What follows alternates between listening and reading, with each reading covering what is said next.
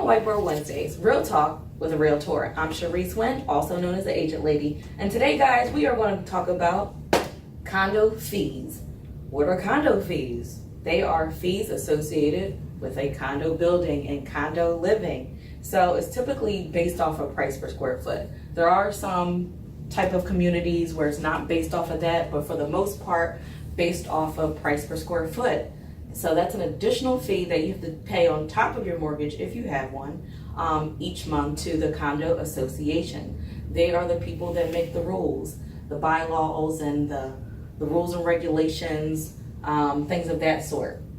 So things that are included sometimes, utilities. Water, usually always included. However, gas and electric, some condo buildings may include those two things. Even basic cable, which is pretty amazing. Some of the amenities that are also included would be, it depends on what the building has to offer. But don't be,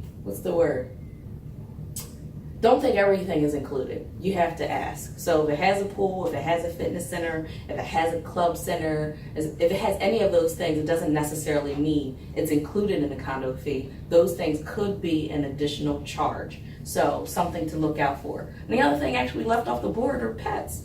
Some allow you to have pets, some don't. And if they do allow you to have pets, that could also be an additional fee. So something to weigh when you're looking at a house versus a condo.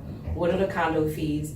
How much are they? And what do they include? Well, guys, that pretty much sums it up. And remember, friends don't let friends buy or sell real estate without the agent lady. Make it a great day.